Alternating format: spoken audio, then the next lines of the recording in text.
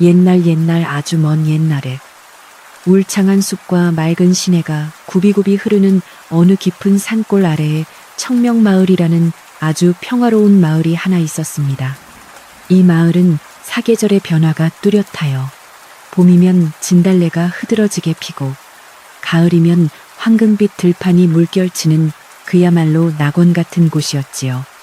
마을 한가운데에는 대대로 학식과 덕망이 높은 최진사 댁에 거대한 기와집이 자리 잡고 있었는데 그 집의 담장은 구불구불한 골목을 따라 끝도 없이 이어져 마을의 중심을 든든하게 지켜주는 버팀목과 같았습니다. 마을 사람들은 누구나 최진사 댁의 대문을 지날 때마다 고개를 숙여 예를 표하며 그 집안의 번창을 기원하곤 했답니다. 이 최진사 댁의 안주인은 성품이 비단결처럼 고운 김씨 부인으로 그녀의 자애로움은 인근 고을까지 자자하게 소문이 나 있었습니다. 부인은 아침 일찍 일어나 정화수를 떠놓고 집안의 안녕을 빌었으며 흉년이 들 때면 곡간을 열어 배고픈 이웃들에게 곡식을 나누어 주는 일을 아끼지 않았습니다.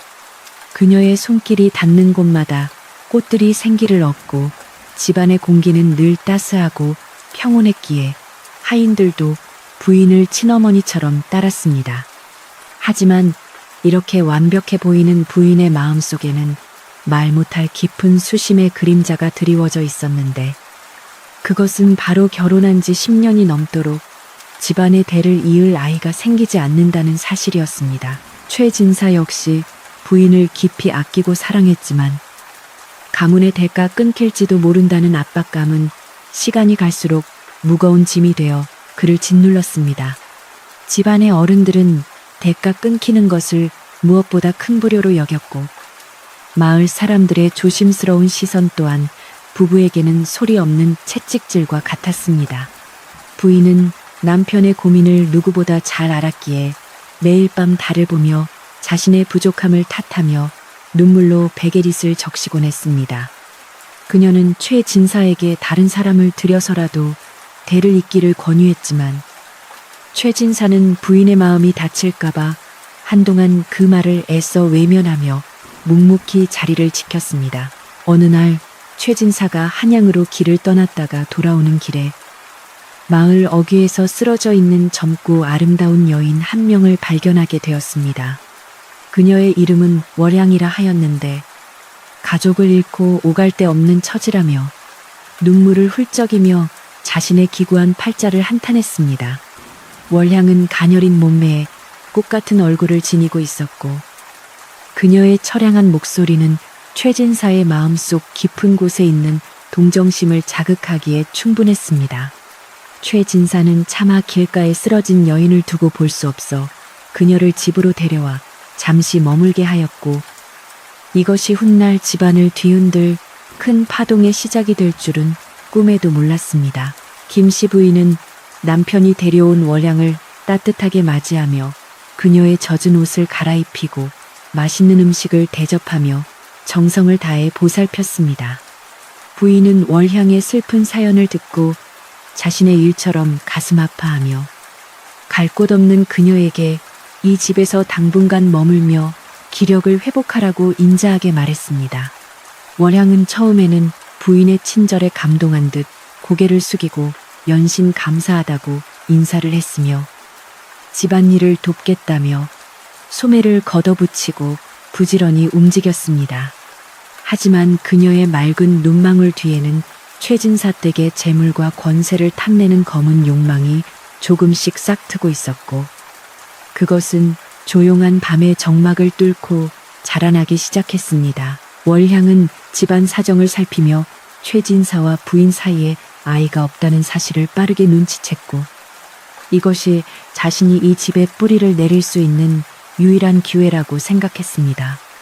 그녀는 최진사가 서재에서 책을 읽을 때마다 차를 내오거나 방 안의 먼지를 닦는 핑계로 자주 얼굴을 비추며 그의 관심을 끌기 위해 노력했습니다.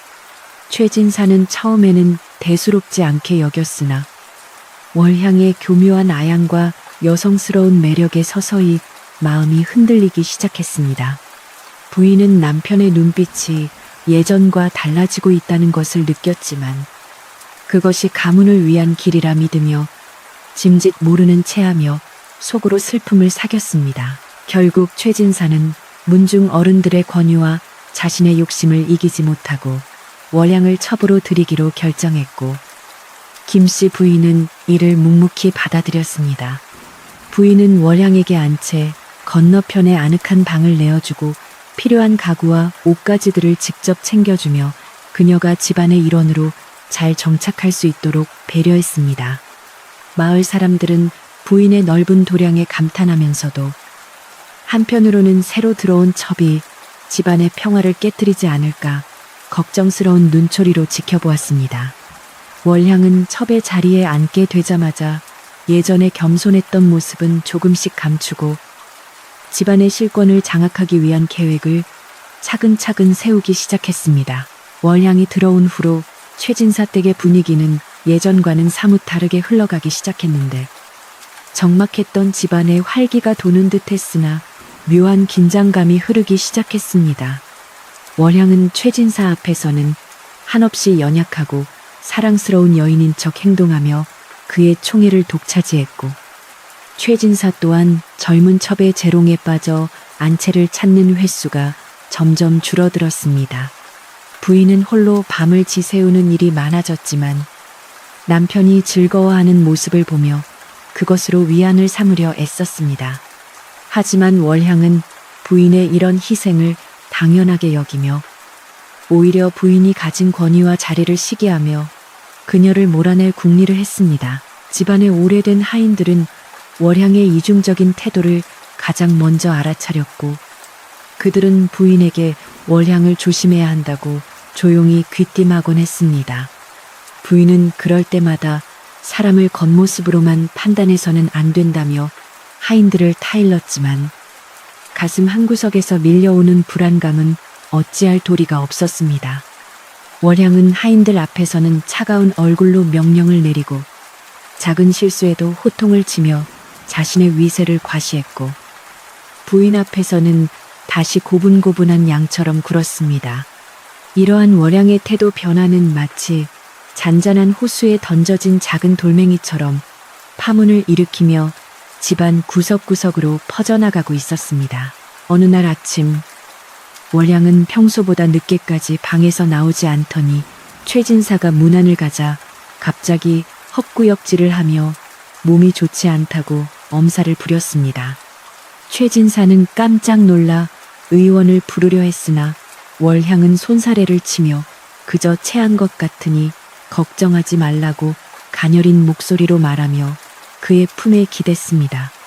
이 소식을 들은 김씨 부인은 직접 미음을 끓여 월향의 방을 찾아갔지만 월향은 부인의 정성을 고마워하기는커녕 싸늘한 눈빛으로 미음을 바라보았습니다. 부인은 월향의 변한 태도에 당황했으나 별다른 말을 하지 않고 방을 나왔고 그 뒷모습을 보며 월향은 비릿한 미소를 지었습니다. 월향의 계획은 더욱 치밀해졌고 그녀는 이제 부인의 존재 자체를 부정하려는 듯한 행동을 서슴지 않게 되었는데 이는 집안의 위계 질서를 무너뜨리는 행위였습니다. 그녀는 부인이 정성껏 가꾸어 온 화단의 꽃들을 마음에 들지 않는다며 하인들을 시켜 마음대로 뽑아버리게 하거나 부인이 아끼는 그릇들을 실수인 척 깨트리기도 했습니다. 하인들이 이를 부인에게 보고하면 부인은 그저 다시 심으면 되고 다시 사면 된다며 허어롭게 웃어 넘겼지만 그녀의 눈가에는 깊은 주름이 하나둘씩 늘어갔습니다. 부인의 너른 마음은 오히려 월향에게는 만만한 약점으로 비춰졌고 월향의 오만함은 날이 갈수록 하늘을 찌를 듯 높아졌습니다. 그러던 어느 날 월향은 마을에서 용하다는 점쟁이를 몰래 불러들여 자신의 운세를 점치게 하였는데 그 점쟁이는 월향에게 곧 집안의 주인이 될 상이라고 부추겼습니다. 이 말을 들은 월향은 이제 자신이 김씨 부인을 밀어내고 안방마님이 될 날이 멀지 않았다고 확신하며 더욱 대담하게 행동하기 시작했습니다. 그녀는 최진사에게 부인이 자신을 시기하여 몰래 해치려 한다는 거짓말을 지어내어 속삭였고, 처음에는 믿지 않던 최진사도 반복되는 월향의 눈물 섞인 하소연에 조금씩 흔들리기 시작했습니다. 부인은 남편의 차가워진 시선을 느끼며 가슴이 무너져 내리는 아픔을 겪었지만 가문의 평화를 위해 모든 것을 인내하며 묵묵히 제 자리를 지켰습니다. 부인은 매일 아침 일찍 일어나 마당을 쓸고 장독대를 닦으며 집안의 질서를 유지하려 노력했지만 월향은 그런 부인의 노력을 비웃기라도 하듯 집안을 소란스럽게 만들었습니다. 월향은 자신의 방에 화려한 비단 옷과 폐물을 가득 채우고 매일같이 잔치를 벌이며 하인들을 괴롭혔고, 이로 인해 집안의 재물은 조금씩 줄어들기 시작했습니다. 최진사는 월향의 사치스러운 생활을 알면서도 그녀의 아름다움에 눈이 멀어 제대로 꾸짖지 못했고, 오히려 부인에게 검소하게 생활하라고 핀잔을 주기도 했습니다. 부인은 남편의 변한 모습에 깊은 상심을 느꼈지만 여전히 그를 원망하지 않고 가문을 지키기 위한 기도를 멈추지 않았습니다. 마을 사람들도 이제 최진사 댁에서 벌어지는 심상치 않은 일들을 눈치채기 시작했고, 우물가나 빨래터에서는 월향의 험담과 부인에 대한 동정 여론이 들끓었습니다. 저 여우 같은 첩이 들어오고 나서 최진사 댁이 말이 아니네라는 소문이 돌았고, 이는 최진사의 귀에까지 들어가게 되었습니다. 최진사는 마을 사람들의 시선이 따가워지자 잠시 월향을 멀리하려 했지만 월향은 그때마다 기막힌 눈물 연기로 최진사의 마음을 돌려놓았습니다. 월향은 이제 마을 사람들의 입을 막기 위해서라도 자신이 확실한 지위를 얻어야 한다고 생각했고, 그 방법으로 가짜 임신이라는 위험한 도박을 계획하게 되었습니다. 월향은 자신의 계획을 실행에 옮기기 위해 평소 알고 지내던 부도덕한 의원 한 명을 매수하여 자신이 회임을 했다는 거짓 진단을 내리게 준비를 마쳤습니다. 그녀는 우선 몸이 무겁다는 핑계로 하루 종일 방 안에 누워 지내며 최진사의 지극한 간호를 받았고, 부인은 진심으로 월향이 아이를 가졌기를 바라며 정성을 다해 음식을 챙겨주었습니다. 부인의 순수한 친절은 월향에게는 그저 이용하기 좋은 수단일 뿐이었고, 월향은 부인이 가져온 음식을 맛보지도 않고 버리면서도 남편 앞에서는 부인이 준 음식이 입에 맞지 않아 고생하는 척 연기를 했습니다. 집안은 이제 월향의 가짜 임신 소식으로 인해 폭풍 전야와 같은 긴장감에 휩싸이게 되었습니다. 최진사는 월향이 아이를 가졌다는 소식을 듣자마자 세상을 다 얻은 듯 기뻐하며 조상님들께 감사 인사를 올리고 온 마을에 잔치를 베풀겠다고 공언했습니다. 그는 월향을 위해 산의 진미를 공수해오고 그녀의 모든 요구를 들어주며 그녀를 마치 상전처럼 받들었습니다. 김씨 부인 또한 비록 자신의 배로 낳은 아이는 아니지만 집안의 대를 이을 소중한 생명이라 생각하여 기쁜 마음으로 월향의 뒤수발을 들었습니다. 하지만 부인의 이런 정성에도 불구하고 월향은 점점 더 무례해졌고, 이제는 대놓고 부인에게 명령을 내리거나 부인의 자리를 탐내는 발언을 서슴지 않게 되었습니다. 월향은 이제 자신이 집안의 실질적인 주인이라도 된 듯 하인들에게 부인보다 자신에게 먼저 문안 인사를 올리라고 강요하며 위세를 떨쳤습니다. 하인들은 부인의 눈치를 보며 어쩔 줄 몰라 했지만 기세등등한 월향의 기세에 눌려 억지로 고개를 숙일 수밖에 없었습니다. 부인은 이런 무례한 상황들을 모두 지켜보면서도 오직 가문의 대를 잇는 것만이 중요하다고 생각하며 자신을 낮추고 또 낮추었습니다. 그러나 월향의 욕심은 끝이 없었고, 그녀는 이제 부인을 아예 집에서 내쫓고 자신이 정식 안주인이 되려는 끔찍한 음모를 꾸미기 시작하며 다음 단계로 나아갔습니다. 부인은 어느 날 꿈에서 조상님이 나타나 집안에 커다란 먹구름이 끼어 있으니 정신을 바짝 차리라는 계시를 주시는 것을 보고 예사롭지 않은 기운을 느꼈습니다. 그녀는 평소보다 더욱 경건한 마음으로 기도를 올리며 집안을 살폈지만 월향의 방에서 흘러나오는 웃음소리는 집안의 평화를 조롱하는 듯 했습니다. 월량은 이제 배가 불러오는 척하기 위해 배에 천을 감고 다니며 사람들을 속였고, 최진사는 한치의 의심도 없이 월향의 배를 쓰다듬으며 아이의 태명까지 지어주었습니다. 집안의 진정한 평화는 이제 바람 앞에 등불처럼 위태로워졌고, 거대한 거짓의 탑은 점점 더 높게 쌓여만 가고 있었습니다. 김씨 부인은 비록 몸은 고단하고 마음은 상처 입었지만 여전히 집안의 질서를 바로잡기 위해 노력하며 아랫사람들을 다독였습니다.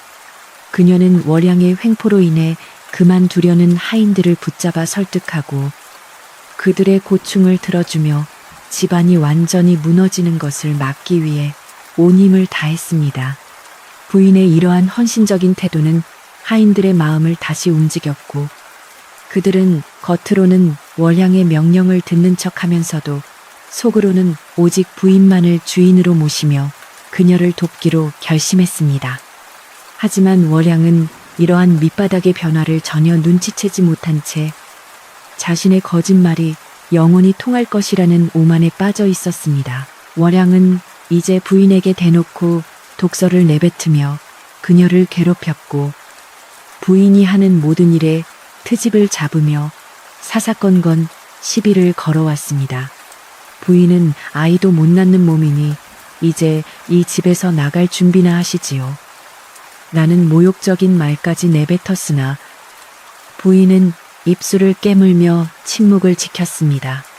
부인의 침묵은 굴복이 아니라 폭풍우를 견디는 바위와 같은 인내였지만 월양은 그것을 자신의 승리로 착각하며 점점 더 대담한 범죄를 계획하게 되었습니다.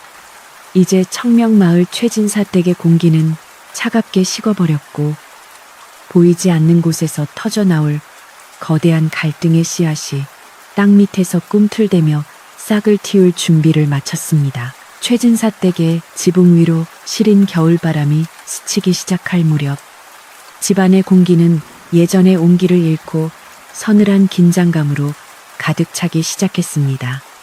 월향이 회임을 했다는 소문은 담장을 넘어 마을 구석구석으로 퍼져나갔고, 사람들은 저마다 한마디씩 보태며 최진사댁의 앞날에 대해 수군거리기 시작했습니다.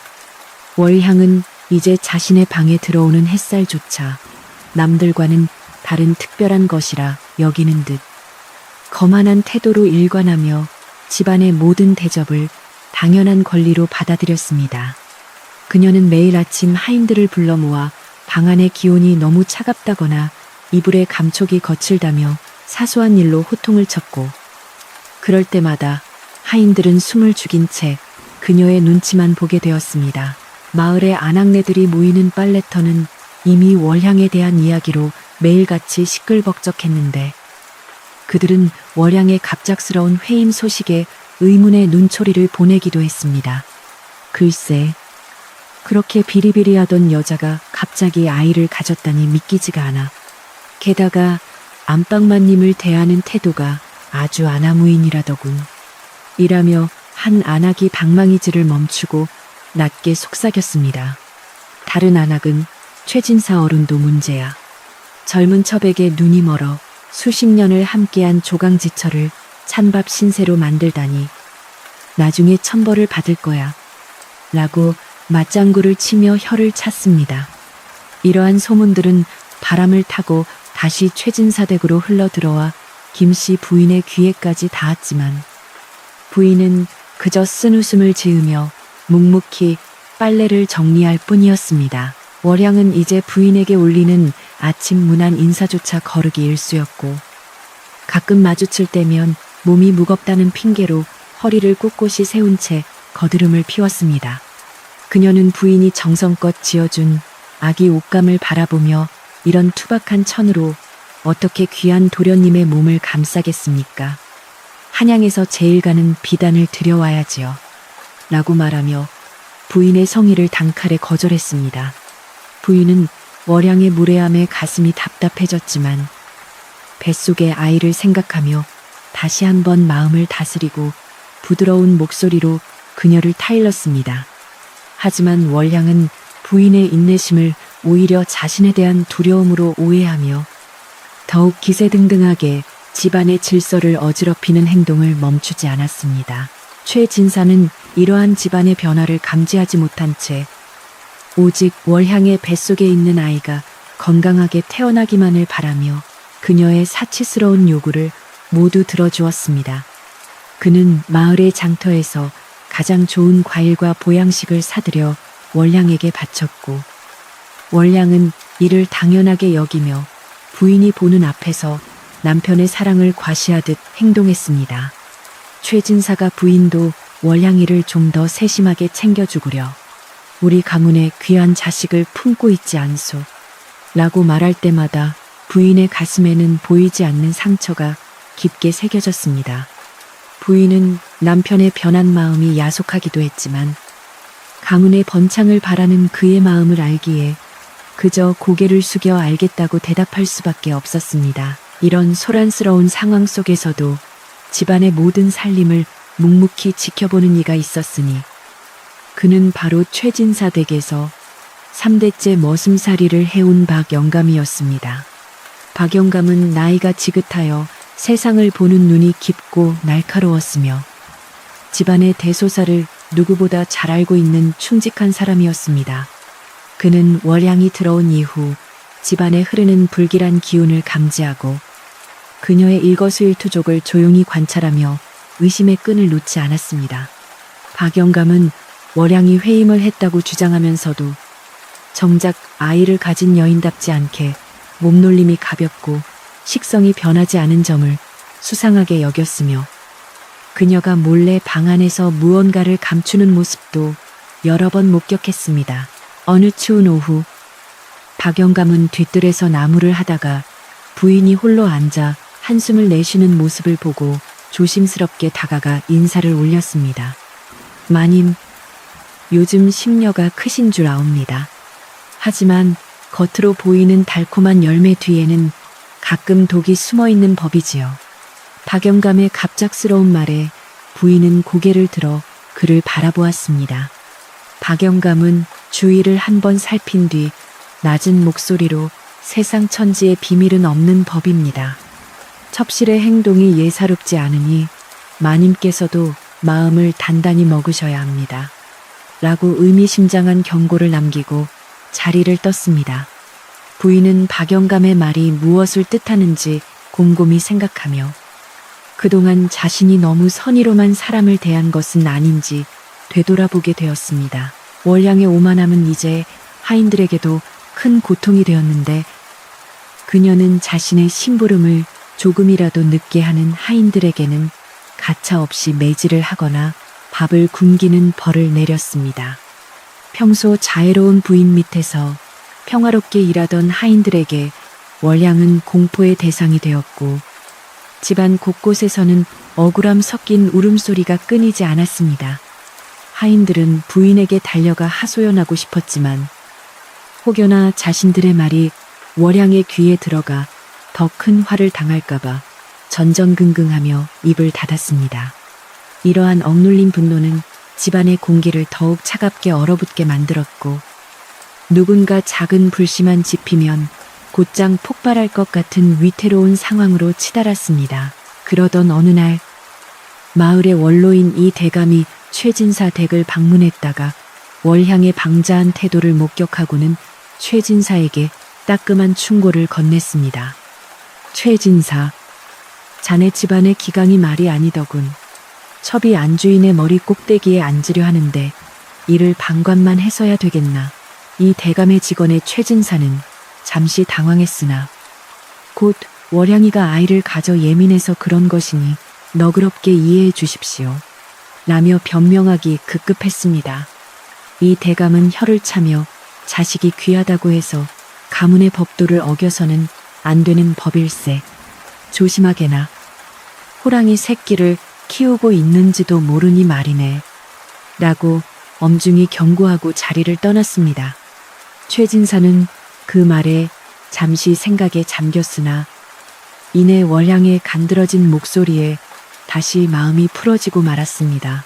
월향은 이제 부인의 권위를 완전히 무너뜨리기 위해 집안의 열쇠와 금고를 관리하는 권한까지 요구하기 시작했는데 이는 안주인으로서의 지위를 찬탈하겠다는 노골적인 선전포고였습니다. 그녀는 최진사에게 태어날 아이를 위해서라도 제가 집안 살림을 미리 익혀둬야 하지 않겠습니까? 부인께서는 몸이 약하시니 이제 좀 쉬시게 하시지요. 라며 교묘하게 부인을 몰아붙였습니다. 최진사는 월향의 말이 일리가 있다고 생각하여 부인에게 열쇠를 넘겨줄 것을 넌지시 비췄고 부인은 가슴이 찢어지는 듯한 고통을 느꼈지만 남편의 뜻을 거역하지 못하고 떨리는 손으로 열쇠 꾸러미를 내놓았습니다. 월향은 그 열쇠를 건네받으며 부인 앞에서 승리자의 미소를 지어 보였습니다. 열쇠를 손에 쥔 월향은 본격적으로 집안의 재물을 빼돌려 자신의 친가로 보내거나 사치품을 사는 데 사용하기 시작했고 이로 인해 국가는 조금씩 비어갔습니다. 부인은 이 모든 상황을 지켜보며 깊은 시름에 잠겼지만 박영감의 충고를 떠올리며 때를 기다리기로 결심하고 조용히 월향의 비리를 기록해 두었습니다. 부인은 겉으로는 여전히 온화한 표정을 유지하며 월향의 요구를 들어주었으나 속으로는 진실이 밝혀질 날을 대비해 마음의 칼날을 갈고 있었습니다. 마을 사람들 사이에서도 최진사댁의 재산이 줄어들고 있다는 소문이 돌기 시작했고 월향의 정체에 대한 의구심은 날로 커져만 갔습니다. 어느 추운 밤 박영감은 월향의 방 근처를 지나다가 그녀가 누군가와 은밀히 대화를 나누는 소리를 듣게 되었습니다. 방 안에서는 월향과 그녀가 매수한 의원이 낮은 목소리로 무언가를 모의하고 있었는데 언제까지 배에 천을 감고 있어야 합니까? 이제 슬슬 해산할 때가 다가오는데 어찌해야 할지 모르겠습니다. 라는 월향의 불안한 목소리가 흘러나왔습니다. 의원은 걱정 마십시오. 적당한 때에 아이를 사오거나 죽은 아이를 낳았다고 거짓말을 하면 그만입니다. 라고 대답하며 낄낄거렸습니다. 박영감은 이 충격적인 대화를 듣고 손발이 떨리는 것을 간신히 참으며 이 사실을 당장 부인에게 알려야겠다고 생각했습니다. 다음 날 새벽 박영감은 남들의 눈을 피해 부인을 찾아가 자신이 들은 모든 이야기를 낱낱이 고했습니다. 부인은 월향의 악행이 이토록 깊을 줄은 상상도 못했다며 큰 충격을 받았으나 곧 차분함을 되찾고 영감, 이 일은 절대 발설해서는 안 됩니다. 확실한 증거를 잡을 때까지 우리는 평소처럼 행동해야 합니다. 라고 단호하게 말했습니다. 부인은 이제 월향이 단순히 욕심 많은 여자가 아니라 가문을 망치려는 범죄자임을 깨닫고 그녀를 단죄하기 위한 치밀한 계획을 세우기 시작했습니다. 박영감은 부인의 강단 있는 모습에 안심하며 자신이 끝까지 마님을 돕겠노라 굳게 약속했습니다. 월향은 이제 자신이 곧 해산할 달이 다가온다며 더욱 유난을 떨었고 최진사는 최고의 의원과 산파를 부르겠다며 분주하게 움직였습니다. 부인은 월향에게 몸이 무거울 텐데 내가 직접 산시를 준비하겠네. 자네는 그저 편히 쉬게나. 라며 인자하게 말하며 그녀의 경계심을 늦추게 했습니다. 월향은 부인이 자신을 돕는 것을 당연하게 여기며 역시 마님께서는 마음이 넓으십니다. 제 아이가 태어나면 마님을 큰어머니로 잘 모시게 할게요. 라며 가증스러운 연기를 이어갔습니다. 하지만 부인은 그 웃음 뒤에 숨겨진 칼날을 보았고 월향의 거짓 임신이 들통날 날이 머지않았음을 직감하며 조용히 뒷마당의 우물을 바라보았습니다. 마을에는 이제 최진사댁의 큰 경사가 곧 있을 것이라는 기대감과 함께 한편으로는 첩의 횡포에 대한 불만이 임계점에 도달해 있었습니다. 동네 어른들은 최진사를 만날 때마다 집안 단속을 잘하게 큰 소리가 밖으로 새어나오면 복이 달아나는 법일세 라며 뼈있는 농담을 던졌습니다. 최진사는 그저 허어 웃으며 넘겼지만 그의 마음 한구석에서도 왠지 모를 불안함이 조금씩 고개를 들기 시작했습니다. 그는 가끔 잠든 월양의 얼굴을 보며 그녀가 처음 나타났을 때의 그 가련했던 모습은 어디로 가고 욕망에 가득 찬 얼굴만 남았는지 의아해하곤 했습니다. 월양은 이제 부인을 향해 대놓고 아이도 못 낳는 분이 이 집안에서 무슨 소용이 있겠습니까? 차라리 절로 들어가 조용히 여생을 보내시는 게 어떠냐며 막말을 퍼붓기에 이르렀습니다. 부인은 그런 모욕을 듣고도 미동조차 하지 않고 내 자리는 내가 지키는 것이니 자네는 아이나 건강하게 낳을 생각이나 하게 라고 차분하게 대꾸했습니다. 부인의 이런 태연한 반응은 오히려 월양을 더 자극했고 월양은 분에 못 이겨 발을 구르며 부인을 해칠 더 큰 음모를 꾸미기 시작했습니다. 집안의 긴장은 이제 최고조에 달해 마치 실 한 오라기에 매달린 거대한 바위처럼 위태로운 형국이 되었습니다. 부인은 하인들을 시켜 월향이 매수한 의원의 뒤를 캐게 하였고 그가 노름빚에 쪼들려 돈만 주면 무슨 일이든 하는 자라는 사실을 알아냈습니다. 또한 월향이 친정이라고 속였던 곳이 사실은 아무 연고도 없는 곳이며 그녀가 과거의 다른 마을에서도 비슷한 사기를 치려다 쫓겨난 전적이 있다는 소문도 입수했습니다. 부인은 모든 조각이 맞춰지는 것을 보며 이제 진실을 밝힐 시간이 다가왔음을 느꼈습니다. 하지만 그녀는 성급하게 움직이지 않고 최 진사가 스스로 월향의 실체를 깨닫게 할 완벽한 순간을 기다리며 하루하루를 인내하며 보냈습니다. 어느덧 찬바람이 매섭게 부는 한겨울이 되었고 월향은 이제 곧 아이가 나올 것 같다며 배를 움켜쥐고 소란을 피우기 시작했습니다. 최 진사는 당황하여 의원을 부르러 사람을 보냈고 집안은 갑작스러운 진통 소식에 발칵 뒤집혔습니다. 부인은 차분하게 산실을 정리하며 하인들에게 뜨거운 물을 준비시키고 월향의 곁을 지키며 그녀의 연기를 지켜보았습니다. 월향은 땀을 흘리는 척하며 신음소리를 내었지만 부인은 그녀의 눈동자가 흔들리는 것을 놓치지 않았습니다. 이때 박영감이 부인에게 다가와 귀갯말로 모든 준비가 끝났음을 알렸고 부인은 고개를 끄덕이며 결연한 의지를 보였습니다. 마을 사람들도 최진사 댁의 산통 소식을 듣고 대문 앞에 모여들어 결과를 기다렸으며 공기는 차갑지만 기대감으로 뜨겁게 달아올랐습니다. 정말로 아들을 낳으면 그 첩이 이 집을 다 차지하겠지에고 불쌍한 우리 부인 마님은 어쩌나. 사람들의 걱정 섞인 목소리가 담장을 넘어 들려왔습니다. 월향은 밖에서 들리는 사람들의 소리를 들으며 속으로 회심의 미소를 지었습니다. 그녀는 이제 죽은 아이를 낳았다고 속여 부인에게 죄를 뒤집어 씌우고 자신은 가련한 피해자가 되어 최진사의 동정심을 완벽히 사로잡을 마지막 단계를 실행하려 했습니다. 하지만 월향이 미처 계산하지 못한 것은 김씨 부인의 지혜와 박영감의 충성심이었습니다. 부인은 이미 월향이 미리 준비해둔 죽은 강아지 사체를 찾아내어 치워버렸고 대신 그녀의 거짓말을 증명할 수 있는 확실한 장치를 마련해 두었습니다. 월향은 산실 안에서 아무도 보지 않는 틈을 타 미리 숨겨둔 보따리를 꺼내려 했으나 그 보따리가 사라진 것을 발견하고는 얼굴이 하얗게 질렸습니다. 그녀는 당황하여 주위를 두리번거렸지만 부인의 매서운 눈빛과 마주치자 온몸에 소름이 돋는 것을 느꼈습니다. 이제 거짓의 막은 서서히 내려가고 있었고 진실의 빛이 어둠을 뚫고 나오려 하고 있었습니다. 최진사는 밖에서 초조하게 기다리며 조상님들께 빌고 또 빌었으나 안에서 들려와야 할 아이의 울음소리는 들리지 않고 묘한 정적만이 흘렀습니다. 그는 참다 못해 산실 안으로 들어가려 했지만 부인이 가로막으며 나으리 아직 때가 아니옵니다. 잠시만 더 기다려 주십시오.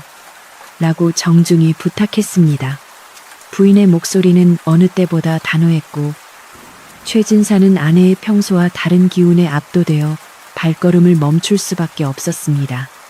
방 안에서 월양은 이제 막다른 길에 몰렸음을 깨닫고 미친 듯이 소리를 지르며 발악하기 시작했고, 그 소리는 최진사 댁의 고요했던 밤을 찢어 놓았습니다. 이 모든 소란은 이제 집안의 문제를 넘어 마을 전체의 초미의 관심사가 되었고, 마을 어른들은 사태의 심각성을 느끼고 하나둘씩 최진사 댁 사랑방으로 모여들었습니다.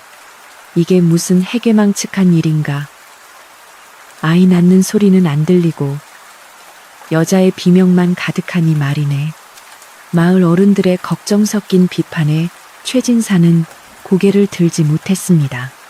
집안의 명예는 바닥으로 떨어지기 직전이었고, 월양의 거짓말이 불러온 파장은 이제 누구도 멈출 수 없는 거대한 소용돌이가 되어 집안을 덮치려 하고 있었습니다. 이렇게 길고도 험난했던 거짓의 밤은 서서히 깊어가며 다음 장으로 넘어갈 준비를 마쳤습니다. 깊어가는 겨울밤, 최진사 댁의 산실 안에는 촛불이 일렁이며 불길한 그림자를 벽면에 들이우고 있었습니다.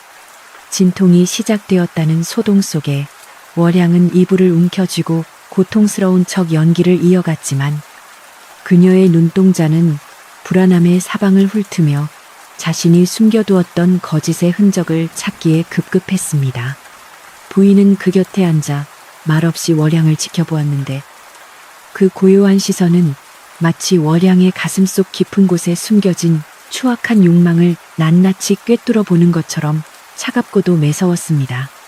방 안의 공기는 얼음처럼 차가웠고, 밖에서 들려오는 최진사의 초조한 발자국 소리만이 이 정막을 간신히 깨뜨리고 있었습니다. 월양은 이제 막다른 골목에 다다랐음을 직감하고는 최진사가 방 안으로 들어오지 못하게 소리를 지르며 더욱 격렬하게 발악하기 시작했습니다. 그녀는 미리 매수해둔 의원이 나타나 자신을 도와주기만을 간절히 바랐으나, 어찌된 일인지 의원은 약속한 시간이 지나도록 그림자조차 보이지 않아 그녀의 속을 타게 만들었습니다. 사실 그 의원은 이미 박영감과 장정들에게 붙잡혀 헛간에 갇혀 있었지만, 월양은 이 사실을 알 리 없었기에 계속해서 헛구역질을 하며 배를 움켜쥐고 신음소리를 내었습니다. 부인은 그런 월양의 가식적인 행동을 하나하나 눈에 담으며 진실을 밝힐 마지막 순간을 위해 자신의 감정을 억누르고 있었습니다. 갑자기 월양이 고개를 번쩍 들더니 부인을 향해 서슬퍼런 눈빛을 보내며 소리를 질렀는데, 그 목소리에는 그동안 숨겨왔던 도끼가 가득 서려 있었습니다. 마님이 내 아이를 시기하여 무언가 손을 쓴 것이 분명해. 왜 아이가 나오지 않는 거지? 당신이 내 보따리를 훔쳐간 게 아니냐라며 월양은 이성을 잃은 채 부인에게 달려들 기세로 삿대질을 해댔습니다. 부인은 흔들림 없는 목소리로 자네가 무엇을 숨기려 했는지 나는 이미 다 알고 있네. 지금이라도 나으리께 사실대로 고하고 용서를 구하는 것이 자네의 목숨을 부지할 유일한 길일세. 라고 타일렀으나 월양의 귀에는 그 어떤 충고도 들리지 않았습니다. 분노에 눈이 뒤집힌 월양은 이제 앞뒤 가릴 것 없이 자리에서 벌떡 일어나더니 감히 집안의 정식 부인인 김씨 부인의 뺨을 향해 거칠게 손을 휘둘렀습니다.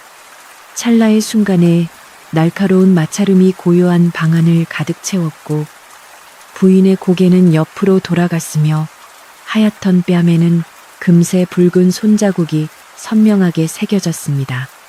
문 밖에서 대기하던 하인들은 이 소리를 듣고 경악을 금치 못하며 서로의 얼굴을 바라보았고, 방 안의 공기는 마치 시간이 멈춘 듯 무거운 침묵 속으로 빠져들었습니다.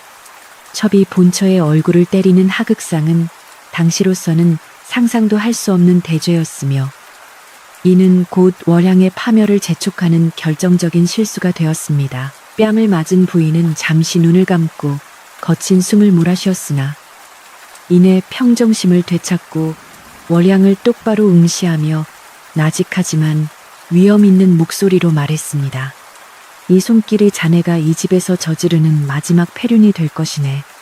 내 그동안 가문의 대를 위해 자네의 오만함을 참아왔으나 이제는 하늘이 용서치 않을 것이야. 부인의 눈에는 눈물 대신 서슬퍼런 결기가 서려 있었고 그 기세에 눌린 월양은 잠시 주춤하며 뒤로 물러섰습니다. 하지만 월양은 곧바로 다시 표독스러운 얼굴로 돌아와 자신의 배를 가리키며 나으리, 이 여편네가 내 뱃속의 아이를 죽이려 합니다. 라고 밖을 향해 악을 쓰며 비명을 질러댔습니다. 밖에서 초조하게 기다리던 최진사는 월양의 비명 소리에 놀라 문을 박차고 들어오려 했지만 그 순간 박영감이 앞을 가로막으며 그를 만류했습니다. 나으리, 잠시만 진정하십시오. 지금 방 안에서 벌어지는 일은 나으리가 생각하시는 것과는 전혀 다른 일입니다. 부인 마님의 말씀을 먼저 들어보셔야 합니다. 박영감의 목소리는 평소보다 훨씬 무겁고 단호했기에 최진사는 멈칫하며 발걸음을 멈추었습니다. 박영감은 최진사에게 부인이 미리 준비해둔 월양의 비밀 장부와 빼돌린 재물의 목록이 담긴 서류를 내밀었고 최진사는 떨리는 손으로 그것을 받아들고 읽어 내려가기 시작하며 안색이 창백하게 변했습니다. 그 시각 방 안에서 부인은 월향이 이불 밑에 숨겨두었던 손뭉치와 천 조각들을 하나씩 꺼내어 바닥에 던졌는데 그것들은 월향이 임신한 것처럼 보이기 위해 배에 감고 다녔던 것들이었습니다. 월향은 자신의 거짓말이 적나라하게 드러나자 얼굴이 흑빛으로 변하며 입을 벌린 채 아무 말도 하지 못하고 부들부들 떨기만 했습니다. 부인은 차가운 목소리로 이것이 자네가 그토록 소중히 여긴다던 아이의 실체인가?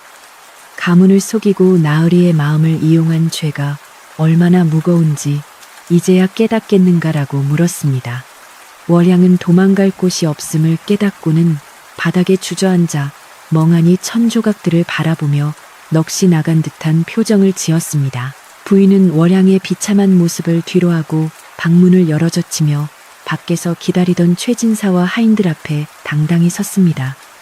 부인의 뺨에 새겨진 붉은 자국을 본 최진사는 망치로 머리를 맞은 듯한 충격을 받았으며 아내의 고통을 외면하고 첩의 아첨에 놀아난 자신의 어리석음을 뼈저리게 후회했습니다. 최진사는 부인에게 다가가려 했으나 부인은 손을 들어 그를 제지하며 나으리, 내일 아침 문중 어른들을 모두 모셔주십시오. 이 집안의 명예를 더럽힌 자를 법도에 따라 처결해야겠습니다. 라고 단호하게 선언했습니다. 부인의 위험 앞에 최진사는 아무 대꾸도 하지 못한 채 고개를 떨구고 깊은 탄식을 내뱉었습니다. 집안의 하인들은 부인의 명에 따라 월양을 방 안에 가두고 감시하기 시작했으며 마을은 이미 최진사 댁에서 벌어진 충격적인 소식으로 들썩이기 시작했습니다.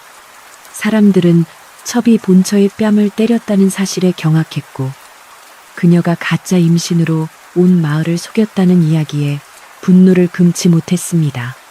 어떻게 사람이 저럴 수가 있단 말인가. 최진사 어른이 너무 무심했지. 라는 비난과 함께 부인의 안녕을 걱정하는 목소리가 담장을 넘어 집 안으로 흘러들어왔습니다. 긴 밤 동안 마을 곳곳의 등불은 꺼질 줄 몰랐고 사람들은 날이 밝기만을 기다리며 최진사 댁에서 벌어질 대단원을 기대하며 수군거렸습니다. 박영감은 밤새 헛간을 지키며 매수된 의원이 도망가지 못하도록 감시했고 그 과정에서 의원으로부터 월향과 공모하여 저지른 모든 악행에 대한 자백을 받아냈습니다. 의원은 월향이 큰 돈을 주겠다고 유혹하여 거짓 진단을 내렸으며 나중에는 마을 밖에서 아이를 몰래 사오려 했다는 계획까지 낱낱이 털어놓았습니다. 박영감은 이 자백 내용을 꼼꼼히 기록하여 부인에게 보고했고 부인은 이제 월향을 단죄할 수 있는 모든 증거가 완벽하게 갖추어졌음을 확인했습니다. 부인은 가슴 한구석이 아려왔지만 가문을 바로 세우기 위해서는 피할 수 없는 길임을 알고 스스로 마음을 다잡으며 차가운 새벽 공기를 마셨습니다. 월양은 갇힌 방 안에서 벽을 긁으며 울부짖기도 하고 때로는 살려달라고 빌기도 했지만 그녀의 곁에는 아무도 남지 않았고 오직 차가운 어둠만이 그녀를 감싸고 있었습니다. 그녀는 자신이 가졌던 짧은 권세와 화려한 비단 옷들이 한낱 물거품처럼 사라지는 것을 느끼며 욕심이 눈을 가려 소중한 것을 보지 못했던 지난날을 후회해 보았지만 이미 늦은 일이었습니다. 월양은 문틈으로 새어들어오는 푸르스름한 새벽빛을 보며 자신의 최후가 다가오고 있음을 직감했고 공포와 절망감에 휩싸여 덜덜 떨며 구석진 곳에 몸을 웅크렸습니다. 한때 마을을 휘저었던 그녀의 당당함은 간데없고 그저 죄지은 가련한 여인의 그림자만이 방안을 메우고 있었습니다. 날이 밝자 최진사는 부인의 말대로 문중의 어른들과 마을의 원로들을 사랑방으로 정중히 초대했으며 집안의 기강을 바로잡기 위한 엄중한 자리를 마련했습니다. 사랑방에 모인 어른들의 얼굴은 하나같이 굳어 있었고 최진사는 죄인처럼 고개를 숙인 채 그들 앞에 앉아 지난날의 과오를 반성하는 듯한 모습이었습니다. 김씨 부인은 정갈하게 옷을 갈아입고 어른들 앞에 나아가 인사를 올린 뒤 그동안 벌어진 일들을 차분하고 논리정연하게 설명하기 시작했습니다.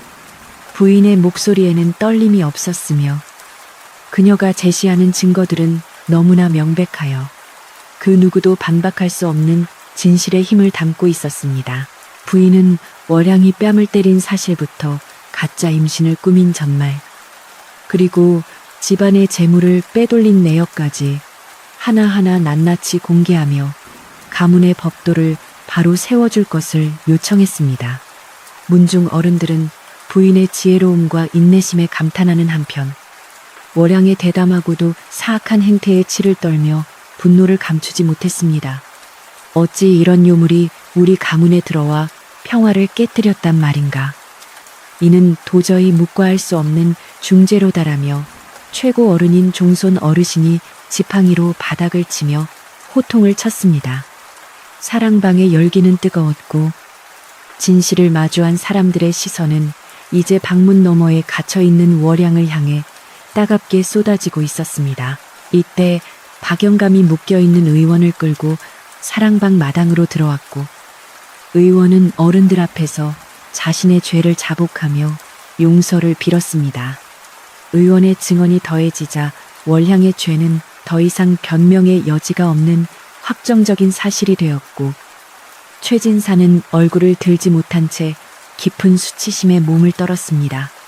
그는 자신이 사랑이라 믿었던 것이 한낱 비루한 욕망의 찌꺼기였음을 깨닫고 자신을 믿고 따라준 조강지처에게 씻을 수 없는 상처를 준 것에 대해 가슴 깊이 참회했습니다. 집안의 분위기는 이제 슬픔과 분노를 넘어 잘못된 것을 바로잡으려는 강한 의지로 가득 차오르며 정의의 심판을 기다리고 있었습니다. 부인은 하인들을 시켜 월향을 마당으로 끌어내게 하였고 비단 옷 대신 초라한 차림의 월향이 어른들 앞에 무릎을 꿇게 되었습니다. 월향은 고개를 들지 못한 채 바닥만 바라보며 눈물을 흘렸으나 그 눈물은 진정한 반성이라기보다는 죽음에 대한 공포에서 기인한 것이었습니다. 마을 사람들도 담장 너머로 이 광경을 지켜보며 숨을 죽였고 집안 전체에 흐르는 긴장감은 극에 달해 공기조차 얼어붙은 듯했습니다.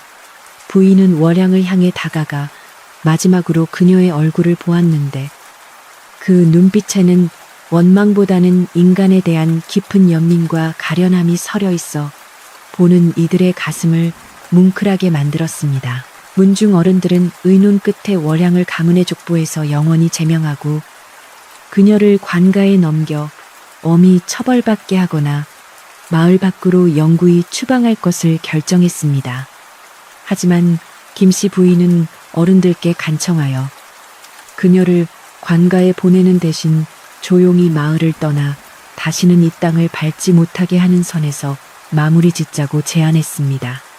비록 죄가 중하나 한때 식구였던 인연을 생각하여 목숨만은 살려보내는 것이 돌이라 생각합니다. 라는 부인의 넓은 도량의 어른들은 다시 한번 감탄하며 그녀의 뜻을 따르기로 했습니다. 월량은 부인의 자비로운 결정에 오열하며 바닥에 머리를 탔으며 사죄했으나 이미 엎질러진 물을 되돌릴 수는 없었습니다. 월량은 결국 자신이 탐냈던 모든 것을 잃고 단 한 벌의 판옷만을 걸친 채 최진사댁 대문 밖으로 쫓겨나게 되었는데 그 모습은 처음 이 집에 들어왔을 때보다 훨씬 비참하고 초라했습니다. 마을 사람들은 월량이 지나갈 때마다 야유를 보내거나 돌팔매질을 하며 그녀의 악행을 꾸짖었고 월량은 부끄러움에 얼굴을 가린 채 허겁지겁 마을을 빠져나갔습니다.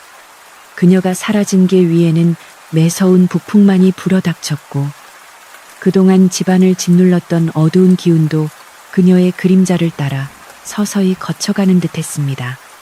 이렇게 한 여인의 헛된 욕망이 부른 소동은 일단락되었고 최진사댁은 비로소 무거운 짐을 내려놓고 숨을 고를 수 있게 되었습니다. 최진사는 모든 절차가 끝난 뒤 부인의 방을 찾아가 문 밖에서 엎드려 울먹이며 용서를 빌었습니다. 부인, 내가 눈이 멀어 당신의 그 깊은 마음을 헤아리지 못했소. 가문을 망칠 뻔한 나를 구해주어 정말 고맙고 미안하오. 최진사의 진심 어린 사과에 부인은 문을 열고 나와 남편의 손을 따뜻하게 맞잡았습니다. 부인은 남편을 원망하는 대신 나으리. 이제 모든 것이 제자리로 돌아왔으니 지난 일은 잊으시고 집안을 다시 일으키는 데 힘을 보태주십시오. 라고 말하며 그를 다독였습니다. 두 사람의 눈에는 이해와 화해의 눈물이 고였고 갈라졌던 부부의 정은 시련을 겪은 뒤 더욱 단단한 뿌리를 내리게 되었습니다. 부인은 고생한 하인들을 불러 모아 그들의 노고를 치하하며 맛있는 음식을 나누어 주었고 월향의 횡포로 상처 입었던 그들의 마음을 하나하나 어루만져 주었습니다. 하인들은 부인의 자애로움에 다시 한번 감동하며 평생 이 집안을 위해 충성을 다할 것을 맹세했습니다. 특히 큰 공을 세운 박영감에게는 부인이 직접 짠 옷감을 선물하며 감사의 뜻을 전했고 박영감은 쑥스러운 듯 웃으며 마님께서 지혜로우셨기에 가능한 일이었습니다. 라고 화답했습니다. 집안 곳곳에는 다시 생기가 돌기 시작했고 얼어붙었던 우물가에도 활기찬 물소리가 들려오며 평화로운 일상이 회복되어 가고 있었습니다. 김씨 부인은 이제 모든 준비가 끝났음을 직감하며 내일 아침 사랑방에 최진사와 문중 어른들을 모시라는 명령을 박영감에게 전달했습니다. 그녀는 거울 앞에 앉아 붉게 부어오른 자신의 뺨을 어루만지며 이 상처가 가문의 부끄러움을 씻어내고 다시 평화를 되찾기 위한 마지막 훈장이 되리라 생각했습니다. 월양은 여전히 방 안에서 발악하고 있었지만 부인은 더 이상 그녀의 소리에 귀를 기울이지 않고 내일 있을 일들을 차분하게 정리하며 기도를 올렸습니다. 그렇게 최진사 댁의 가장 길고도 시린 겨울밤은 서서히 깊어갔고 동트기 전에 가장 어두운 시간 속에 진실의 빛이 서서히 태동하며 마을의 아침을 기다리고 있었습니다. 새벽 안개가 걷히고 마당에 서리꽃이 하얗게 내려앉은 이른 아침. 최진사 댁의 넓은 앞마당은 평소와 다른 무거운 정적 속에 휩싸여 있었습니다. 하인들은 이른 새벽부터 마당을 깨끗이 쓸고 멍석을 깔아 마을 어른들이 앉으실 자리를 정성껏 마련했는데 그들의 손길에는 긴장감이 가득 서려 있었지요. 담장 밖에는 소문을 듣고 찾아온 마을 사람들이 까치발을 들고 안을 들여다보며 오늘 벌어질 일들에 대해 나직이 수군거리고 있었습니다. 하늘은 맑았으나 공기는 코끝을 아리게 할 만큼 차가웠고 마치 큰 폭풍우가 지나가기 직전에 고요함처럼 집안 전체를 짓누르고 있었습니다. 사랑방 앞에는 꼿꼿한 자세로 김씨 부인이 서 있었고 그 옆으로 고개를 푹 숙인 최진사가 참담한 표정으로 자리를 지키고 있었습니다. 잠시 후 마을에서 덕막 높기로 유명한 이 대감과 문중의 여러 어른들이 엄숙한 표정으로 대문을 들어서기 시작했습니다. 그들은 서로 눈인사만 나눌 뿐 아무런 말도 하지 않았으며 부인이 안내하는 자리에 하나둘씩 앉아 오늘 밝혀질 진실의 무게를 가늠하는 듯했습니다. 최진사는 어른들이 모두 자리에 앉자 떨리는 목소리로 집안의 불미스러운 일로 어른들을 모시게 되어 송구하기 이를 데 없습니다라며 첫마디를 뗐습니다. 드디어 헛간에 갇혀있던 월향이 포박된 채 하인들에게 끌려 마당 한가운데로 불려나왔는데 그녀의 화려했던 비단 옷은 흙먼지로 더러워져 있었습니다. 월향은 여전히 도끼 서린 눈빛으로 주위를 둘러보며 이게 무슨 무례한 짓이냐? 내 뱃속에 든 아이가 잘못되면 당신들이 책임질 것이냐라고 발악하듯 소리를 질렀습니다. 하지만 그녀의 목소리는 예전처럼 힘이 있지 않았고 오히려 공포를 감추기 위한 처절한 외침처럼 들려 지켜보는 이들의 혀를 차게 만들었지요.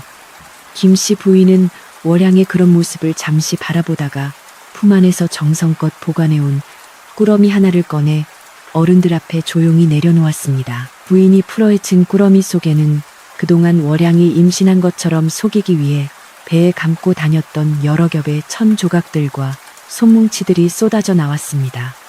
이것이 바로 월향이 그토록 소중히 여긴다던 아이의 실체입니다. 가문을 속이고 나으리를 기만한 증거가 여기 있습니다. 라고 부인은 나직하지만 울림 있는 목소리로 말했습니다.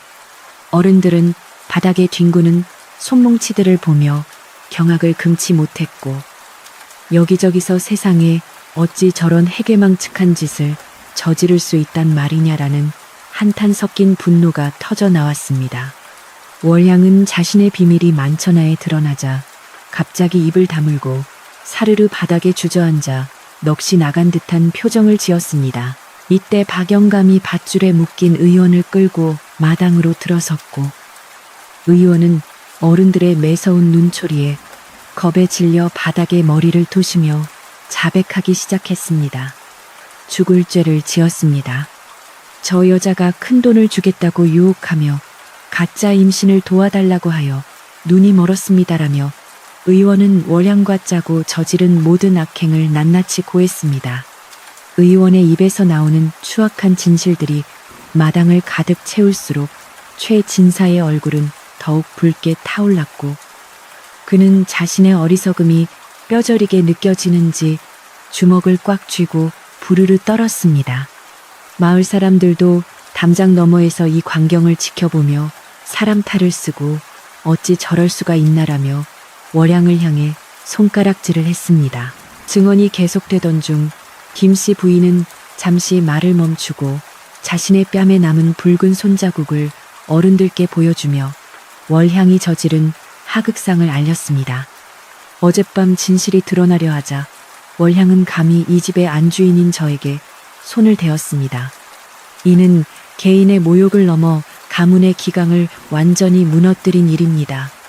라고 부인은 담담히 덧붙였습니다.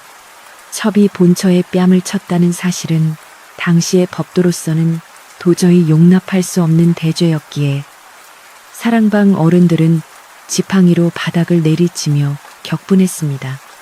최고 어른인 종손 어르신은 가문의 법도가 바로 서지 않으면 집안이 망하는 법인데 이 요물을 당장 엄벌에 처해야 한다고 호통을 쳤습니다. 월향은 이제 더 이상 숨을 곳이 없음을 깨닫고 갑자기 울음을 터뜨리며 최진사의 발바닥을 붙잡고 살려달라고 애걸복걸하기 시작했습니다. 나으리, 제가 제정신이 아니었습니다. 그저 나으리의 사랑을 받고 싶어 벌인 일이니 한 번만 용서해 주십시오라며 가증스러운 눈물을 흘렸습니다. 하지만 이미 차갑게 식어버린 최진사의 눈에는 예전의 다정함은 찾아볼 수 없었으며 그는 월향의 손을 거칠게 뿌리치며 싸늘하게 말했습니다. 너의 거짓된 입술로 내 눈을 가리고 우리 가문을 이토록 욕보였으니 이제 내 앞에 다시는 나타나지 말거라 라며 최진사는 단호하게 그녀와의 인연을 끊어버렸습니다. 문중 어른들은 긴 논의 끝에 월향을 관가에 넘겨 죄를 묻기보다는 가문의 수치를 최소화하기 위해 그녀를 즉시 마을 밖으로 영구히 추방하기로 결정했습니다.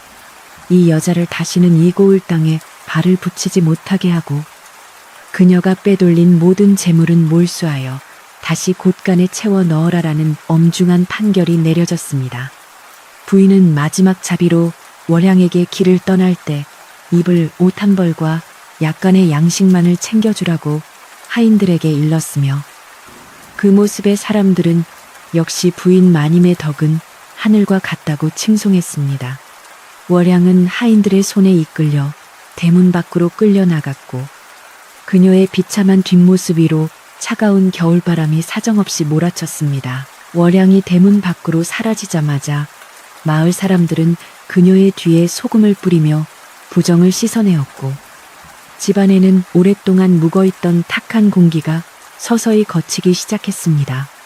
하인들은 서둘러 월향이 머물던 방의 물건들을 모두 마당으로 끄집어내어 불태웠으며 연기가 하늘로 솟아오를 때마다 사람들은 가슴속의 응어리가 조금씩 풀리는 기분을 느꼈습니다.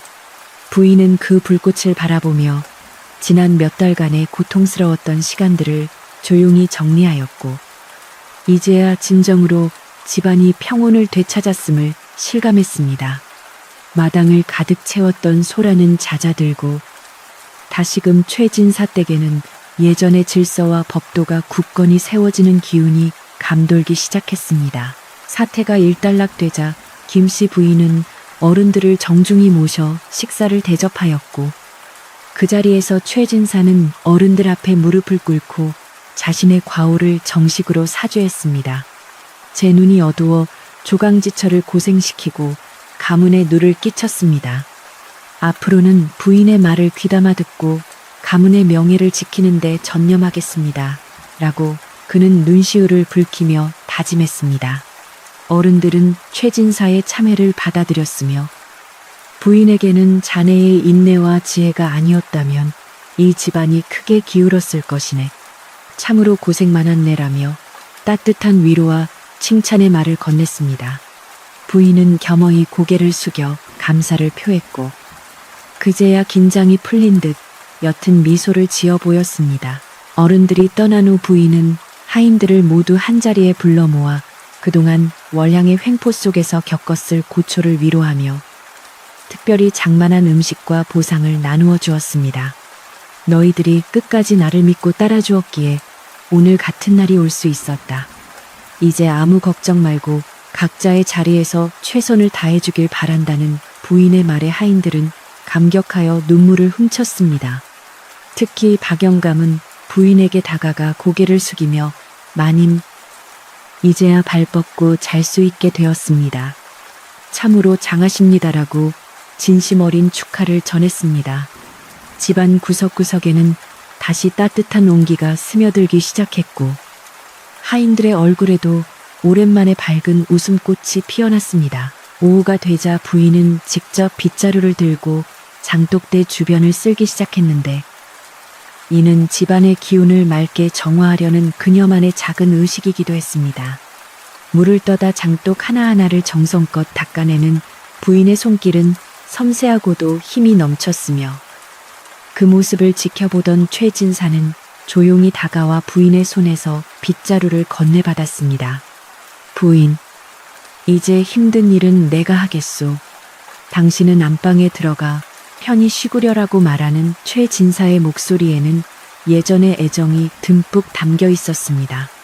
두 사람은 함께 마당을 정리하며 말없이 서로의 마음을 확인했고 부인은 남편의 변한 태도에 안도하며 비로소 마음속 깊이 숨겨두었던 눈물을 훔쳤습니다.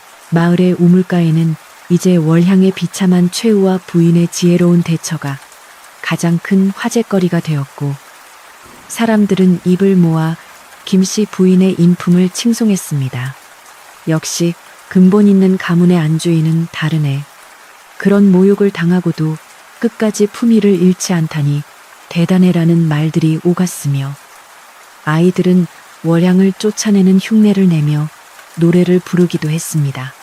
마을 전체가 최진사 댁의 평화를 축복하는 분위기였고, 그동안 월양의 눈치를 보며 마음 졸였던 이웃들도 하나둘씩 선물을 들고 찾아와 인사를 건넸습니다.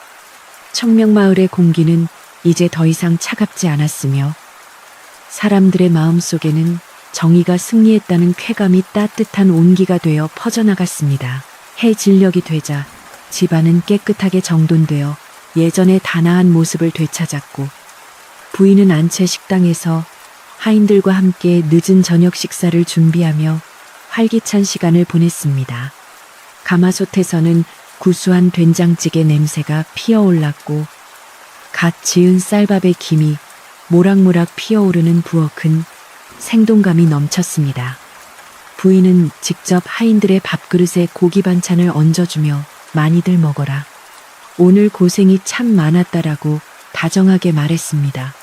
하인들은 서로 농담을 주고받으며 즐겁게 식사를 했고, 그 소박하고 따뜻한 풍경은 최진사 댁이 진정으로 다시 하나가 되었음을 보여주는 상징적인 장면이었습니다. 최진사는 사랑방에 홀로 앉아 조상들의 위패를 바라보며 깊은 생각에 잠겼는데, 그는 이번 사건을 통해 진정한 가문의 가치가 어디에 있는지 깨닫게 되었습니다.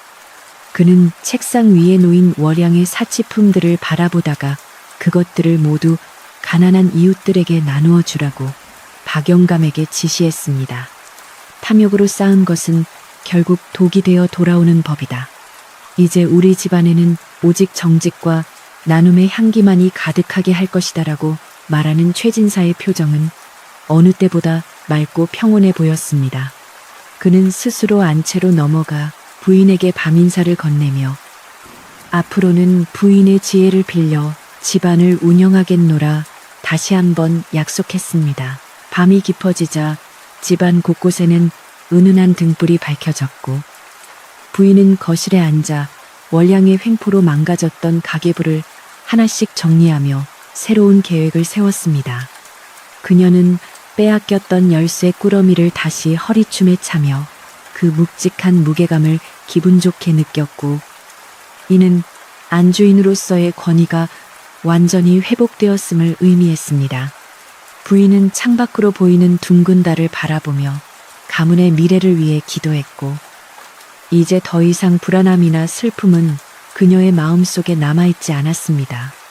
집안의 정막은 이제 두려움이 아닌 평화의 정막이었으며, 모든 것이 제자리로 돌아온 안도감이 부인의 전신을 따스하게 감싸 안았습니다. 부인은 잠자리에 들기 전 마지막으로 집안을 한 바퀴 둘러보았는데, 깨끗하게 닦인 마루와 가지런히 정돈된 신발들을 보며 마음의 평안을 얻었습니다. 하인들이 잠든 방에서는 고른 숨소리가 들려왔고, 멀리서 들려오는 개 짖는 소리마저 정겨운 밤의 일부가 되어 있었습니다. 그녀는 자신의 방으로 돌아와 촛불을 끄고 누우며 뺨의 통증이 거의 사라졌음을 느꼈고, 그 자리에 시원한 바람이 스치는 듯한 상쾌함을 느꼈습니다. 고난을 이겨낸 자만이 누릴 수 있는 깊은 휴식이 그녀를 기다리고 있었으며, 부인은 내일 아침에 맞이할 새로운 시작을 기대하며 천천히 눈을 감았습니다.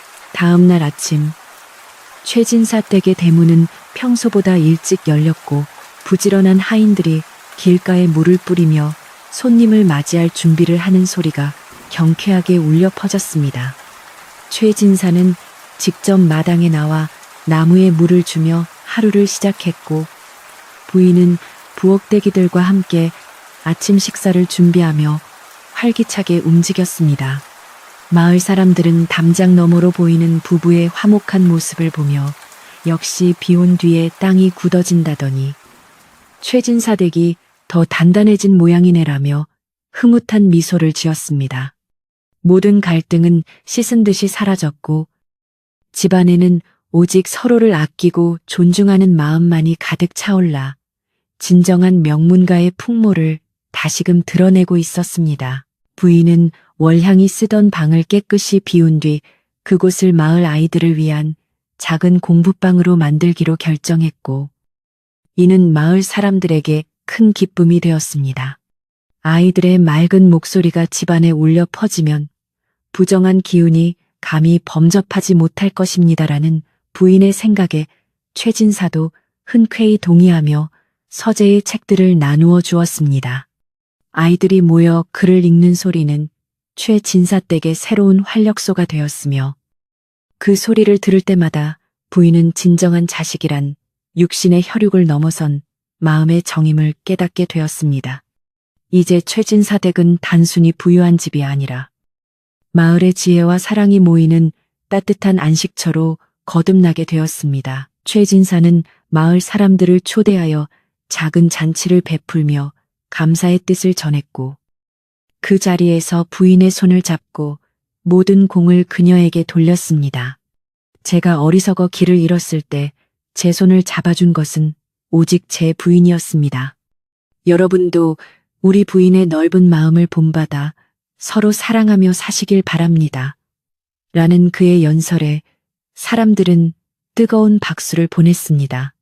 부인은 수줍게 웃으며 이웃들과 술잔을 나누었고 그동안 쌓였던 오해와 앙금들은 시원한 막걸리 한 잔에 모두 씻겨 내려갔습니다. 청명마을의 태양은 어느 때보다 밝게 최진사 댁 기와 지붕을 비추었으며 집안에 흐르는 화평한 기운은 담장을 넘어 온 마을로 퍼져나갔습니다. 잔치가 끝나고 밤이 찾아오자 최진사와 부인은 나란히 폐마루에 앉아 깊어가는 겨울밤의 정취를 만끽하며 도란도란 이야기를 나누었습니다. 부인, 정말 미안하고 고맙소. 내가 당신을 위해 무엇을 해주면 좋겠소. 라는 남편의 물음에 부인은 조용히 그의 어깨에 머리를 기대며 대답했습니다. 나으리, 그저 지금처럼 우리 가족이 서로 믿고 아끼며 사는 것 외에 무엇을 더 바라겠습니까? 그것이 최고의 선물입니다. 라고 말하는 부인의 목소리는 밤이슬처럼 맑고 고왔습니다. 두 사람의 그림자는 달빛 아래 하나로 합쳐졌고 집안을 휩쓸고 갔던 거센 폭풍우는 이제 아득한 옛 이야기가 되어 조용히 자취를 감추었습니다. 이 모든 과정을 지켜본 박영감은 흐뭇한 미소를 지으며 자신의 방으로 들어가며 나직이 읊조렸습니다. 진실은 결코 거짓에 가려지지 않는 법이지. 우리 마님 같은 분이 계시니 이 집안은 천년, 만년 번창할 것이야 라고 말하며 그는 깊은 잠을 청했습니다. 집안의 모든 하인과 식구들은 이제 발을 뻗고 편안한 꿈을 꿀 수 있게 되었으며 최진사 댁의 밤은 평화롭고도 아늑하게 깊어만 갔습니다. 잘못을 저지른 자는 떠나고 의로운 자는 남게 되니 당연하지만 어려운 진리는 청명마을 사람들의 가슴 속에 영원히 잊히지 않을 귀한 교훈으로 남게 되었습니다. 부인은 잠들기 전 마지막으로 안채에 불을 끄며 집안 전체를 감싸는 평온한 정적을 사랑스럽게 느꼈. 가슴 깊은 곳에서 차오르는 감사의 눈물을 훔쳤습니다. 시련은 고통스러웠으나 그것을 이겨낸 뒤에 찾아온 평화는 무엇과도 바꿀 수 없는 소중한 보물이었으며 그녀는 이제 진정한 가문의 주인으로서 당당하게 내일을 맞이할 준비가 되었습니다. 어둠 속에서도 그녀의 눈은 희망으로 반짝였고 집안을 지키는 신령들도 그녀의 정성에 감복한 듯 고요한 바람을 보내 그녀의 잠자리를 보살펴주는 듯 했습니다. 이렇게 길고도 험난했던 거짓의 밤은 완벽한 진실의 승리로 마무리되며 최진사댁의 역사는 새로운 장을 열게 되었습니다. 모진 겨울바람이 지나가고 청명마을에도 어느덧 따스한 봄 기운이 완연하게 찾아왔습니다. 최진사댁 마당의 매화나무는 지난 겨울의 시련을 견뎌내고 마침내 고운 꽃망울을 터뜨리며 은은한 향기를 온 집안에 퍼뜨렸습니다. 마을 사람들은 담장 너머로 전해지는 향긋한 꽃내음을 맡으며 이제야 최진사댁의 어두운 그림자가 완전히 걷혔음을 직감하고는 기쁜 마음으로 인사를 건넸습니다. 김씨 부인은 이른 아침부터 정갈한 옷차림으로 마루에 앉아 따스한 햇살을 받으며 마당 곳곳에 피어나는 새 생명들을 흐뭇한 미소로 지켜보았습니다. 자연의 순리처럼 모든 거짓과 아픔이 씻겨 내려가고 오직 진실한 평화만이 머무는 참으로 아름답고 고요한 아침의 풍경이었습니다. 집안의 분위기는 예전과는 비교할 수 없을 정도로 밝고 활기차게 변모하였습니다. 하인들은 더 이상 누군가의 눈치를 보거나 매질을 걱정하지 않아도 되었기에 얼굴에는 항상 밝은 웃음이 떠나지 않았고 서로를 돕는 손길에는 정성이 가득 담겨 있었습니다. 부인은 아침마다 하인들의 건강을 살피며 따뜻한 격려의 말을 건넸고 하인들은 그런 부인의 자애로움에 보답하고자 집안 구석구석을 유리알처럼 깨끗하게 닦고 가꾸었습니다. 월향이 머물던 그늘진 방은 이제 아이들의 웃음소리가 끊이지 않는 공부방으로 바뀌어 집안에 생기를 더해주는 근원지가 되었습니다. 과거의 상처가 남았던 자리에는 더 크고 깊은 사랑의 씨앗이 심어져 무럭무럭 자라나고 있었습니다. 최진사는 사건 이후 완전히 다른 사람이 되어 오직 부인의 곁을 지키며 집안의 대소사를 상의했습니다. 그는 예전에 방탕하고 우유부단했던 모습을 버리고 학문에 정진하며 마을의 어려운 이웃들을 돌보는 일에 앞장서기 시작했습니다. 부인이 마당을 산책할 때면 조용히 다가와 겉옷을 챙겨주거나 따뜻한 차 한 잔을 내밀며 지난날의 과오를 씻기 위해 진심을 다해 노력했습니다. 부인은 남편의 이러한 변화를 너른 마음으로 받아들였으며 두 사람 사이에는 예전보다 더 깊은 신뢰와 존경의 마음이 싹터 가문의 뿌리를 더욱 단단하게 만들었습니다. 부부의 화합은 집안 전체에 안정을 가져왔으며 그 온기는 담장을 넘어 마을 곳곳으로 퍼져나갔습니다. 마을 사람들은 최진사댁의 평화를 보며 진정한 복은 재물이나 첩의 아첨이 아니라 안주인의 덕성에서 나온다는 것을 깊이 깨달았습니다. 우물가에서 아낙네들은 더 이상 최진사댁의 흉을 보지 않았고 오히려 김씨 부인의 인내와 지혜를 칭송하며 자신들의 삶을 되돌아보는 거울로 삼았습니다. 사람이 모질게 살면 결국 제 발등을 찍는 법인데 우리 부인 마님처럼 참으시니 저런 복을 받으시는 거지라며 사람들은 입을 모아 말했습니다.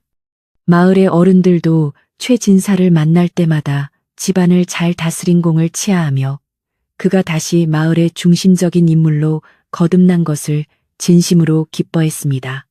청명마을은 이제 최진사댁을 중심으로 더욱 화목하고 단결된 마을이 되어갔습니다. 한편 마을 밖으로 쫓겨난 월량에 대한 소식도 간간히 들려왔는데 그녀의 최후는 참으로 비참하고 처량하기 그지없었습니다. 가짜 임신과 본처를 능멸한 죄가 인근 고을까지 소문이 나는 바람에 그녀는 어디에서도 환영받지 못하고 거리를 떠도는 신세가 되었다고 합니다. 그녀가 가진 화려한 옷들은 누더기가 되었고 고왔던 얼굴은 고생과 후회로 인해 급격히 노쇠하여 예전의 자취를 찾아볼 수 없게 되었습니다. 사람들은 그녀가 추운 겨울밤 어느 산기뜰에서 배고픔과 추위에 떨며 자신이 저지른 악행을 눈물로 후회하는 모습을 보았다고 전했습니다. 탐욕으로 남의 자리를 찬탈하려 했던 자의 끝이 얼마나 허망한지를 보여주는 살아있는 교훈이 되어 사람들의 입에 오르내렸습니다. 김씨 부인은 가끔 월양의 소식을 접할 때마다 미워하는 마음 대신 깊은 연민의 정을 느끼며 그녀를 위해 조용히 기도해주곤 했습니다. 욕심이 눈을 가려 소중한 인연을 원수로 만들었으니 그 죄가 크나 그 또한 가련한 영혼이 아니겠느냐라고 부인은 나직이 읊조렸습니다. 부인은 자신이 받은 모욕과 뺨의 상처를 진심으로 용서했으며 그 용서의 마음은 오히려 부인의 인품을 더욱 빛나게 만드는 고귀한 보석이 되었습니다. 하인들은 이런 부인의 넓은 마음씨에 감동하여 그녀를 살아있는 보살이라 부르며 더욱 정성을 다해 모셨습니다. 부인의 용서는 집안에 남아있던 마지막 도끼마저 정화하여 그곳을 오직 사랑만이 숨쉬는 천국으로 만들었습니다. 어느 화창한 봄날, 최진사댁에서는 마을 사람들을 모두 초대하여 큰 잔치를 열기로 결정했습니다. 이는 단순히 즐기기 위한 잔치가 아니라 그동안 집안의 소란으로 인해 심려를 끼쳐드린 마을 사람들에게 감사의 뜻을 전하고 화합을 다지기 위한 자리였습니다. 부인은 며칠 전부터 하인들과 함께 음식을 준비하며 정성을 다했는데 가마솥에서는 구수한 고기 삶는 냄새가 끊이지 않았고 고소한 부침개 향기가 온 마을에 진동했습니다. 하인들은 마을의 어른들을 한 분 한 분 직접 찾아가 정중히 초대를 드렸으며 마을 전체는 잔치 준비로 인해 들뜬 분위기에 휩싸였습니다. 부인의 손길이 닿은 음식 하나하나에는 이웃을 향한 진심 어린 사랑과 배려가 듬뿍 담겨 있었습니다. 잔칫날 아침, 최진사 댁의 대문은 활짝 열렸고 마을 사람들은 저마다 깨끗한 옷을 차려입고 모여들기 시작했습니다. 마당 가득 깔린 멍석 위에는 산의 진미가 가득한 상들이 차려졌고 사람들은 서로의 안부를 물으며 즐겁게 대화를 나누었습니다. 최진사는 직접 술병을 들고 어른들의 잔에 술을 채워드리며 고개를 숙여 감사의 마음을 표했습니다. 부덕한 저를 깨우쳐 주시고 우리 가문을 지켜주신 마을 어른들께 진심으로 감사드립니다. 라고 말하는 그의 모습에는 진심 어린 참회와 겸손함이 묻어 있었습니다. 마을 사람들은 그런 최진사의 변화를 반갑게 맞이하며 잔치 분위기를 더욱 뜨겁게 달구었습니다. 김씨 부인은 잔치 내내 손님들의 불편함이 없는지 세심하게 살피며 아낙네들과 어울려 소탈하게 이야기를 나누었습니다. 그녀는 자신의 높은 지위를 내세우지 않고 이웃들의 힘든 사정을 귀담아 들으며 진심 어린 조언과 위로를 건넸습니다. 마을 사람들은 부인의 소박하고 따뜻한 태도에 매료되어 마치 자신의 친정 어머니나 언니처럼 편안하게 대하며 속마음을 털어놓았습니다. 잔치 마당에는 웃음소리가 끊이지 않았고 아이들은 마당 구석구석을 뛰어놀며 집안에 가득한 생기를 만끽했습니다. 이 잔치는 최진사 댁이 마을의 일원으로 다시금 완벽하게 복귀했음을 알리는 화려한 신호탄과 같았습니다. 박영감은 평소보다 더 활발하게 움직이며 잔치 일손을 도왔고 그의 얼굴에는 그동안의 고생이 다 씻겨 나간 듯 환한 웃음이 가득했습니다. 그는 마을 사람들에게 부인의 지혜로움과 가문의 평화를 지키기 위해 얼마나 많은 노력을 기울였는지 자랑스럽게 이야기했습니다. 우리 마님 같으신 분은 이 나라 전체를 뒤져봐도 찾기 힘들 것이요. 그런 분을 모시고 사는 것이 내 생애 최고의 복이지라며 박영감은 어깨를 으쓱거렸습니다. 마을 사람들은 그의 말에 고개를 끄덕이며 동의했고 박영감은 신이 나서 더 열심히 음식을 나르며 사람들의 흥을 돋우었습니다. 충직한 종과 지혜로운 주인 사이의 유대감은 보는 이들의 마음을 훈훈하게 만들었습니다. 잔치가 무르익을 무렵 마을의 최고 어른인 이 대감이 일어나 건배를 제의하며 최진사 댁의 번창을 기원했습니다. 모진 풍파를 견뎌낸 나무가 더 깊은 뿌리를 내리듯 최진사 댁도 이번 시련을 통해 진정한 명문가의 기틀을 다졌네. 김씨 부인의 덕행은 우리 마을의 자랑이니 길이 기억될 것이야 라고 그는 엄숙하게 말했습니다. 사람들은 뜨거운 박수로 화답하며 최진사 부부의 앞날에 축복이 가득하기를 빌었습니다. 부인은 수줍게 미소를 지으며 어른들께 정중히 인사를 올렸고 최진사는 부인의 손을 꽉 잡으며 다시는 그녀를 실망시키지 않겠노라 마음속으로 굳게 맹세했습니다. 잔치가 끝난 뒤에도 그 여우는 오랫동안 마을에 남아 사람들의 마음을 따뜻하게 적셨습니다. 사람들은 집으로 돌아가면서도 잔치에서 본 부인의 인자한 얼굴과 최진사의 정중한 태도를 이야기하며 자신들의 가정도 평화롭기를 소망했습니다.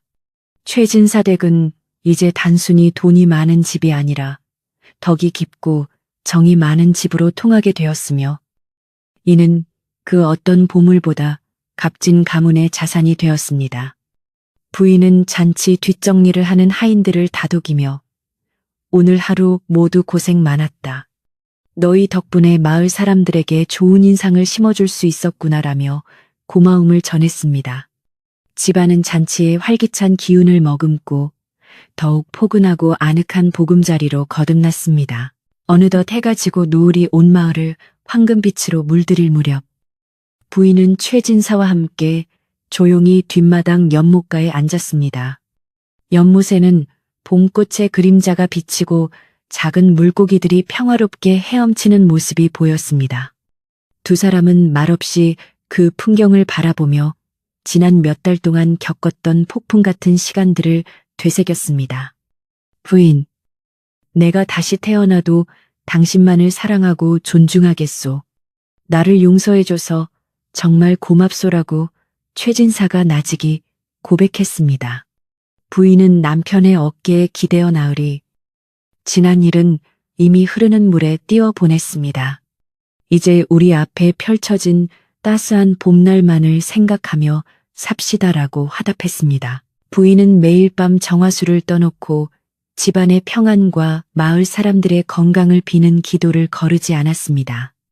그녀의 기도는 개인의 욕심을 위한 것이 아니라 모두가 행복하고 평화롭게 살 수 있기를 바라는 순수한 마음의 표현이었습니다.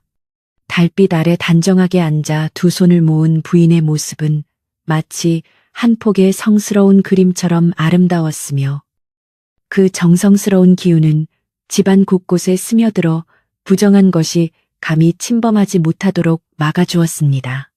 하인들은 잠결에 부인의 기도 소리를 들으며 자신들이 얼마나 안전하고 평화로운 곳에 머물고 있는지 새삼 느끼며 깊은 잠에 들 수 있었습니다. 부인의 기도는 집안을 지키는 가장 강력한 방패이자 등불이 되었습니다. 최진사는 부인의 지혜를 빌려 마을의 서당을 지원하고 가난한 학도들에게 책과 종이를 나누어 주는 유경 사업에 힘을 쏟기 시작했습니다.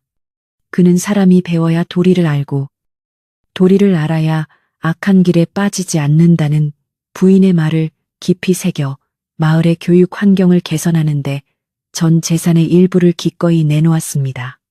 마을의 아이들이 글을 읽는 소리가 집안에 울려 퍼질 때마다 최진사는 마음속 깊은 평안을 느꼈으며 이는 그가 예전에 누렸던 사치와 쾌락과는 비교할 수 없는 고귀한 기쁨이었습니다. 부인은 남편의 이러한 선행을 돕기 위해 직접 간식을 챙겨 서당을 방문하며 아이들을 격려했고 그 소문은 인근 고을까지 퍼져 칭송을 받았습니다. 어느 날 부인은 마당에서 놀던 마을 아이들이 건네준 들꽃 다발을 받고 큰 감동을 하였습니다. 아이들은 부인 마님은 우리 마을의 천사 같아요. 이 꽃처럼 항상 예쁘게 웃어주세요. 라며 천진난만한 웃음을 지어 보였습니다. 부인은 아이들을 품에 안아주며 자신의 배로 낳은 자식은 없어도 마을의 모든 아이가 자신의 자식과 같음을 깨달았습니다.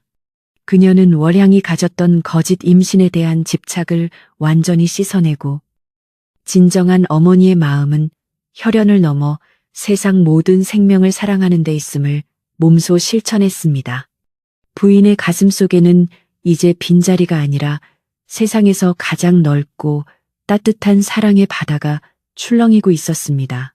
세월이 흘러도 최진사댁의 명성은 날로 높아졌으며 그들의 이야기는 청명마을의 전설로 남아 후세에 전해졌습니다. 사람들은 어려움이 닥칠 때마다 김씨 부인의 지혜를 떠올렸고 욕망이 고개를 들 때마다 월량의 비참한 최후를 경계하며 스스로를 다스렸습니다. 부인은 나이가 들어도 여전히 고운 자태를 유지하며 집안의 중심을 지켰고 최진사는 그녀를 세상에서 가장 귀한 보물처럼 아끼며 여생을 함께 보냈습니다.